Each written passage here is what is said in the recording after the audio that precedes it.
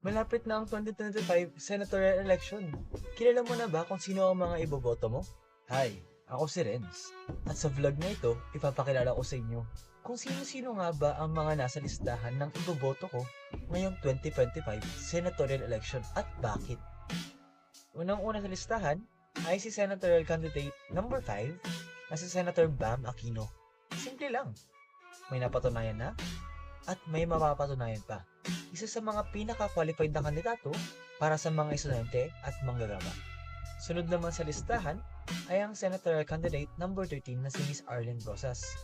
Isa sa pangunahing mayakda ng safe space law, expanded maternity leave, at expanded solo parent welfare law, pati na rin ang pagpapalakas sa anti-rape law para sa mga batang biktima. Number 3 on the list is Calio de Guzman. Underrated kung isipin, mga plataforma niya ay hinding-hindi kabibiguin. Sapagkat si Calyodi ay may layong ang karapatang pangtao ay mas paigtingin. Pang-apat naman sa listahan ay ang senatorial candidate number 25 na si Luke Espiritu.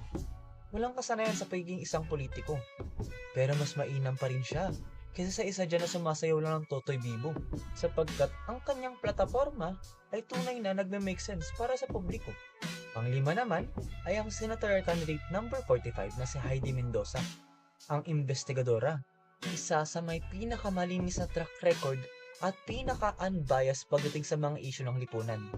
A rare public servant that actually served the public ng may pinakamataas na hustisya. Pang-anim naman, syempre kakalimutan ba natin yan?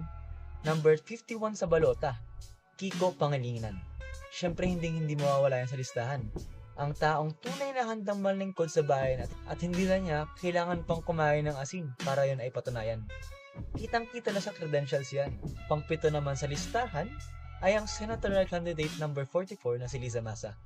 Gaya ni Ms. Arlene Rosas, she is also a woman rights activist. Hindi lang yan, siya rin ay may layong tugunan ang mga national minorities such as the ignorance lack of healthcare system, education at iba pa. Maging ang pagprotekta sa karapatan ng mga OFW. Pangwalo naman sa listahan ay ang senatorial candidate number 6 na si Ronel Arambulo. Isang mangingisda na may mas maganda pang background kasi sa iba. Boses ng mga mangingisda, isang kandidatong totoong mayroon ng nagawa at magagandang plataforma. Kesa naman sa iba dyan na mag-iisip na lang pag nahalal na. Pang-siyam naman sa listahan ay ang senatorial candidate number 16 na si Teddy Casino. Ngayon mo lang siya narinig, no? Pwes, noong EDSA People Power 1 niya pa, ginagamit ang kanyang tinig. Author din siya ng mga batas gaya ng RA 9046 at RA 9745. Totoong maaasahan ng lipunan dahil matagal na siyang bumoboses laban sa katiwalian. Ikasampu naman sa listahan ay ang senatorial candidate number 37 na si Amira Lindasan. Let's make it happen, ika nga. Para sa aktivistang lumalaban para sa karapatan ng Moro-Christian at indigenous people, aktivista, hindi terorista. Sunod sa listahan ay ang senatorial candidate number 54 na si Danilo Ramos. Si Kadining ay may straightforward na platapormang layon na mas payabungin ang agrikultura sa pagpoprotekta sa karapatan ng mga magsasaka. Sunod sa listahan ay ang senatorial candidate number 26 na si Modi Floranda. Ikaw din ba ay naaasar sa mabagal at magulong daloy ng trapiko? Si Modi ang bahala sa'yo, sapagkat layo niyang ayusin ang makamasang pampublikong transportasyon at hindi siya mananahimik, sapagkat kanya talagang aayusin ang traffic. O ano, ikaw ba ay nakakita na rin ng mga pwede mong iboto?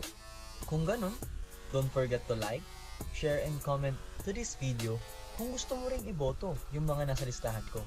At kung hindi naman, huwag kakalimutan na sa darating na halalan, ang boto mo ang pinakamakapangyarihan. Kaya ating kilalanin, sino ba yan?